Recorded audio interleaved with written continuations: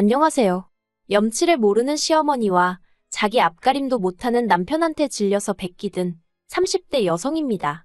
어머님께서는 저더러 속도 좁고 이기적이다 하셨지만 세상 사람 100명에게 물어보세요. 사람들이 누구에게 손가락질을 할지? 어머님은 당신이 세상에서 제일 합리적이고 똑똑한 분이라 생각하셨겠지만 절대로 아닙니다. 아들 둘 전부 다 망가뜨리고 나니까 직성이 풀리시나요? 어머니도 다른 사람들 이야기 듣는 거 좋아하시는 거 아는데 제가 쓴 이 이야기도 꼭 듣고 부끄러운 줄 아셨으면 좋겠네요. 남편하고 저는 지인의 소개로 만났어요. 남편은 대기업에 다니고 있었고 저는 작은 카페 사장이었지요.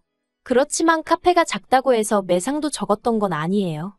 테이블은 8개밖에 없었지만 젊은 아가씨들한테 데이트하기에 분위기 좋은 카페라고 소문이 나면서 주말에는 1시간씩 대기를 해야 할 만큼 손님이 밀려 들어왔답니다. 제가 정확한 매상은 밝힐 수 없지만 아무튼 남편이 받아오는 월급보다 이것저것 제할 거 제하더라도 못해도 1,200은 더 벌었어요. 하지만 그런 사정은 상관없이 어머님은 저를 며느리감으로 탐탁치 않게 여기시는 눈치였습니다. 대기업식이나 다니는 당신 아들은 소위 사자로 끝나는 여자를 데려올 줄 알았다면서요. 그런데 어머님은 왜 어머님 아들이 어머님이 원하는 사자로 끝나는 여자를 못 데려오는지 생각을 한 번도 안 해보신 걸까요? 제가 생각하기엔 그건 바로 어머님이 홀어머니셨고 남편 밑으로는 딸린 시동생이 있었으니까 그런 것 같은데 말이지요. 아버님은 남편이 고등학교에 진학하던 시기에 돌아가셨고 이후로 어머님 표현에 따르자면 어머님 혼자서 아들 둘을 키우셨답니다. 하지만 남편이 하는 말을 들어보면 묘하게 비슷한 듯 달랐어요. 어머님이랑 남편 그리고 시동생이 한 집에 산 것도 맞고 어머님이 밥 차려주고 빨래해주고 그런 것도 맞기는 한데 생활비는 남편이 고등학생 신분으로 아르바이트를 하면서 벌어온 돈을 전부 다 보태기도 했고 어머님이 특별히 경제활동을 하지는 않으셨다대요. 그래도 어쨌든 어머님 나름대로의 애로사항이 있었을 테니 제가 감히 어머님이 아들 둘을 키운 거네 아니네 그런 소리는 할 수 없겠지요. 하지만 문제는 남편이 대학교에 들어가면서부터였어요. 어려운 환경에서도 좋은 대학에 들어간 남편은 대학생이 할 수 있는 가장 고수익 아르바이트인 과외를 시작했답니다. 그래서 잘 벌 때는 한 달에 200만 원씩도 벌었던 모양이에요. 학교 공부도 놓치지 않기 위해서 정말 하루에 3, 4시간만 자는 날이 허다했다고요. 그런데 그렇게 번 돈을 전부 다 어머님이 생활비로 써야 한다며 달라고 하셨던 모양입니다. 어머님은 그때도 경제활동을 하지 않으셨대요. 얼굴 쪽팔리게 자기가 무슨 일을 하냐고 하시면서 말이지요. 정말 저는 이 이야기를 듣고 도무지 이해를 할 수가 없었습니다. 제가 부모가 되어보진 않았지만 그래도 자식 혼자 고군분투하며 사는 걸 보면 어떻게든 도와주고 싶은 게 부모 마음 아닌가요? 제가 저희 친정에서 받은 사랑은 그런 사랑이었으니까요. 그리고 남편이 대학교를 졸업한 뒤 대기업에 들어가면서 어머님의 욕을 할까 걷잡을 수 없이 커져갔던 거지요. 남들은 아들이 대기업에 들어가면 명품백을 사준다더라 어쩐다더라. 그리고 마음 여린 남편은 그런 어머님을 모른 채 하지 못했던 거예요. 그나마 밑으로 하나 있는 4살 어린 시동생은 정신 못 차리고 사니까 더욱이 자기 어머니가 불쌍해 보였다면서요. 아무튼 그렇게 다 퍼주고 뺏기고 뜯기고 하는 와중에 저를 만났고 저는 남편더러 당신 밥그릇은 당신이 챙겨야지 아무도 안 챙겨준다. 그런 이야기를 몇 번이고 했었답니다. 아무튼 그렇게 저희는 1년을 만났고 남편이 먼저 프로포즈를 해왔어요. 솔직히 시댁 사정을 다 아는 상황에서 남편의 프로포즈를 한 번에 받아들이기는 어렵더라고요. 그래서 남편에게 생각할 시간을 달라고 했습니다. 솔직히 친정부모님도 반대하실게 불보듯 뻔했고 그러면 그 반대를 어떻게 이겨내야 하나 생각하니 뾰족한 수도 떠오르지 않았거든요. 하지만 며칠 밤을 고민해봐도 저는 남편을 사랑하고 있었고 당시 저는 어머님이나 시동생에게 이미 반감이 컸던지라 남편을 그 사람들로부터 보호해주고 싶다는 오지랖 넓은 생각을 했던 거지요. 그래서 남편에게 우리 부모님이 반대를 하더라도 서운한 마음은 갖지 말라고 미리 이야기를 하고 친정부모님께 결혼할 사람이라며 남편을 인사시켰네요. 그런데 뜻밖에도 친정부모님은 반대는커녕 남편을 진심으로 환영해 주셨습니다. 어려운 환경에서도 남 탓을 하지 않고 여기까지 온 걸 보니 정말 바르게 자란 것 같다면서 제가 보기에는 이렇게 말하면 뭐하지만 정말 어머니란 존재로선 빵점같이 보였던 어머님까지 지켜주시면서 말이에요. 남편도 저희 친정부모님의 따뜻한 말에 크게 감동을 했고, 그렇게 저희는 결혼을 약속하게 되었습니다. 본격적으로 결혼 준비가 시작되면서 어머님이 저희를 불러놓고 대놓고 못을 박으시기를 아직 시동생이 앞으로 무엇을 할지 진로를 정하지 못했기 때문에 저희 결혼에는 한 푼도 보태줄 수 없다고 하시대요. 그런데 이미 시댁 사정이 여유가 없다는 걸 너무나 잘 알고 있었기에 저는 애시당초 기대치라는 게 없었거든요. 그래서 알겠다고, 이해한다고 말씀드렸습니다. 하지만 저도 사람인지라 그렇게 매몰차게 말씀하시는 어머님의 모습에 약간의 상처를 받았던 건 사실이에요.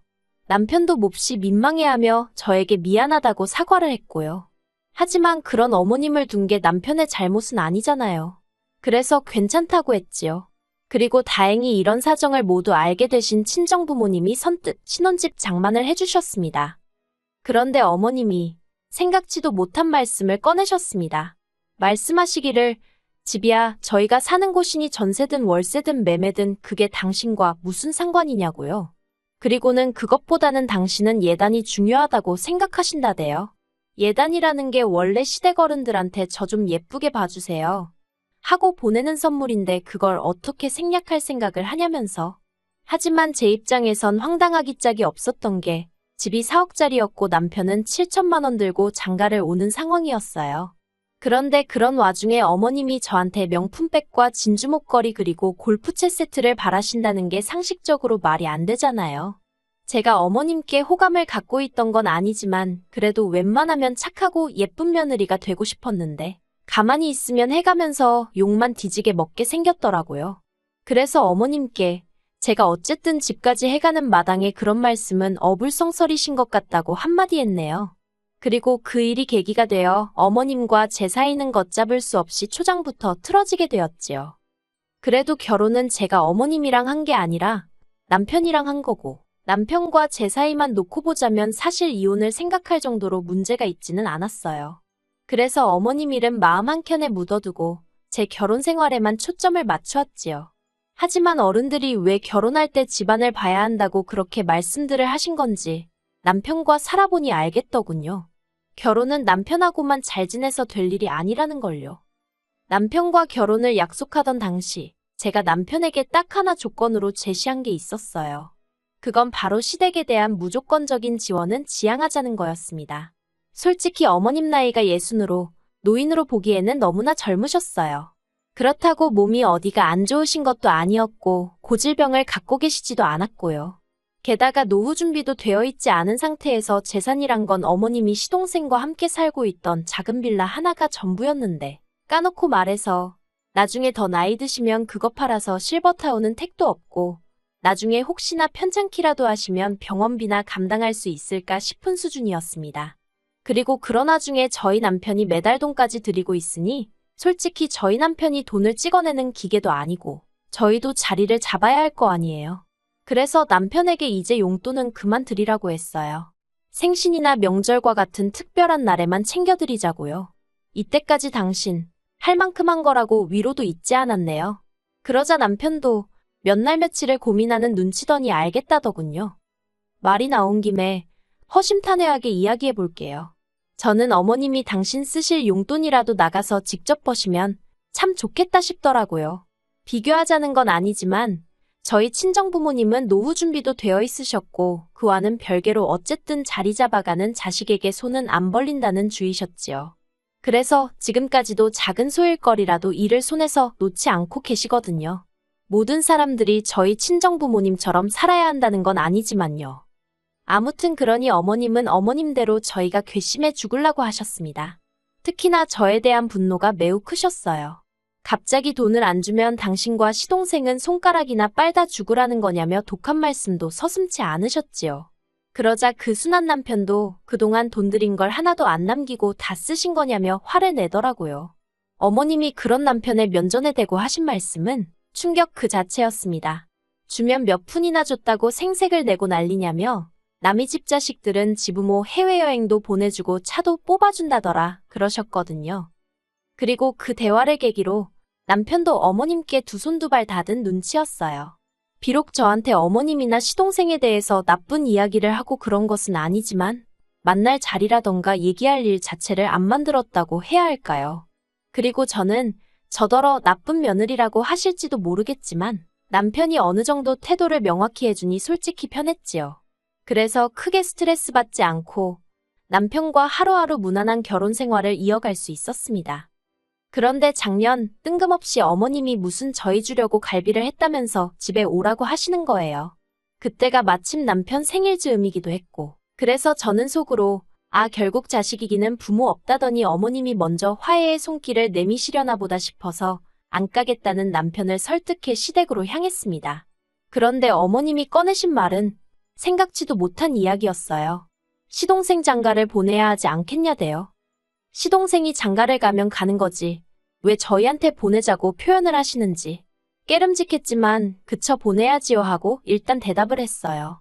그런데 어머님이 마치 저더러 들으라는 듯이 시동생이랑 지금 만나고 있는 여자가 얼마나 괜찮은 여자인지 일장연설을 늘어놓으시대요.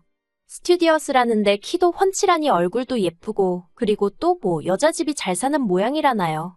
저도 솔직히 키가 작은 것도 아니고 어디서 못났다는 소리를 듣는 것도 아니고 친정 형편도 넉넉한데 어머님은 스튜디어스가 아무나 하는 게 아니라면서 아주 전문직이라고 영어도 얼마나 잘하겠냐면서 정말이지 누가 보면 벌써 그 여자를 며느리로 맞이한 줄 알았을 거예요. 그래서 저도 내내 하고 의미 없이 적당히 맞장구를 쳐드렸습니다.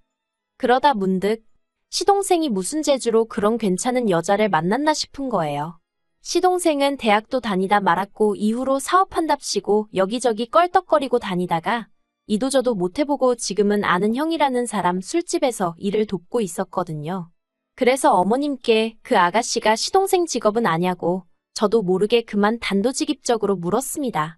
그랬더니 어머님 얼굴빛이 어두워지면서 그래서 저희를 부른 거라는 알 수 없는 이야기를 시작하시대요. 알고 보니까 시동생이 제 카페를 자기가 운영한다고 그러고 저희 집을 자기 집이라고 둘러댔다는 거지요. 듣는데 어찌나 어이가 없던지 웃음이 다 나오더군요. 어떡하려고 그런 소리를 했대요. 미치겠다 그랬습니다.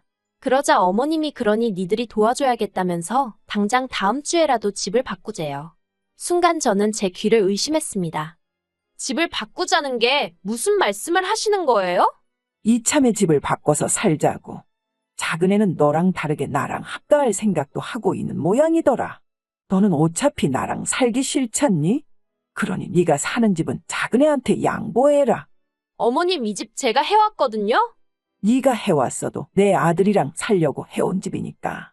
이제 그런 거 따지는 게 무슨 의미가 있냐? 말도 안 되는 어머님의 억지에 순간 할 말을 잃었어요. 하지만 얼른 정신을 차리고 어머님한테 안 된다고 했지요. 어머님이 이유가 뭐냐시길래 이유가 왜 필요하냐고 제 집이니까 제가 싫으면 그만인 거죠. 하고 탁 쏘아붙였습니다. 그런데 매번 제 편을 들던 남편이 갑자기 저한테 얘기 좀 하자며 저를 작은 방으로 끌고 가는 거예요. 설마 싶었지만 남편한테 왜 그러냐 물었습니다.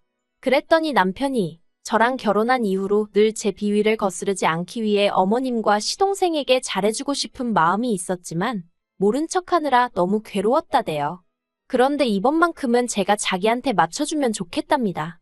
시동생도 자기처럼 좋은 여자 만나서 행복한 가정을 꾸리고 살았으면 좋겠다며 형으로서 이번만큼은 형 노릇 좀 하게 도와달라나요? 여러 가지로 어이가 없었어요. 남편이 정신 차리고 말 그대로 자기 밥그릇은 챙기는 사람이 되었다 싶었는데 아직도 등신오구에 불과하다는 사실이 어이가 없고 구제불능이다 싶었으니까요. 제가 남편더러 진심이냐니까 자기가 이렇게 부탁한다며 제 앞에서 무릎까지 꿇는데 안쓰럽고 측은한 게 아니라 미쳤구나 싶대요. 제가 남편더러 일어나라고 그러고는 미안하지만 안 된다 했습니다. 당신이 끝까지 어머님과 시동생한테 당하고 살겠다면 어쩔 수 없는 일 아니겠냐고. 하지만 나까지 그런 똥구렁텅이에 끌고 들어가진 말라고 했어요. 그리고는 작은 방에서 나와 어머님께 남편과 이야기해봤는데 집을 바꿔드리는 대신 이 남자를 돌려드리겠다 했습니다.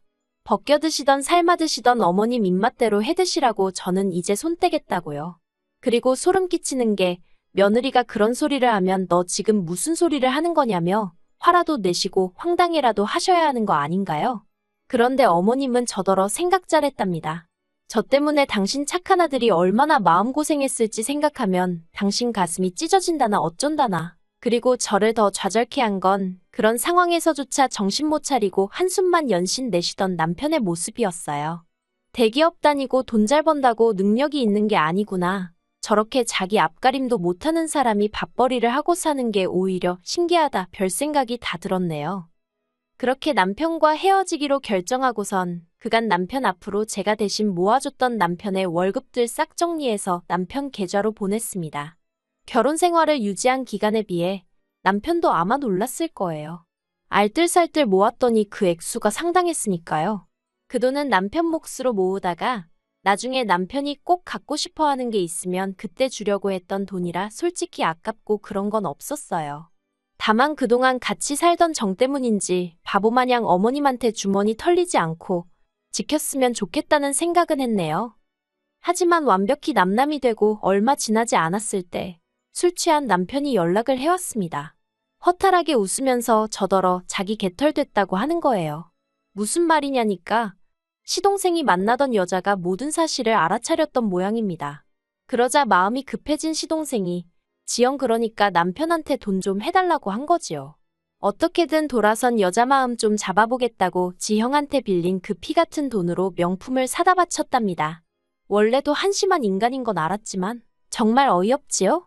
그리고 그 여자는 선물은 선물대로 다 받아 챙기고 그러고도 결국 시동생을 찾나 봐요. 그리고 얼마 후 남편은 다니던 회사도 때려치고 집에 틀어박혀 술만 먹고 말 그대로 폐인이 되었다는 소식을 예전에 저와 남편의 만남을 주선했던 사람으로부터 듣게 되었습니다. 그래도 한때는 정말 세상 모든 것과도 바꿀 수 없다고 믿으며 사랑했던 사람이라 그런지 그 소식을 듣는데 고소하고 잘됐다는 마음보다는 불쌍하단 생각만 들더라고요. 하지만 남편에 대한 이런 마음도 오늘로 끝낼 생각입니다. 이제 그 사람과 저는 가는 길도 다르고 모든 것이 달라져 버렸으니까요. 저는 제 인생의 성공과 행복만을 위해서 달릴 작정이에요. 더 이상 누군가의 삶에 관여하고 싶지도 않네요.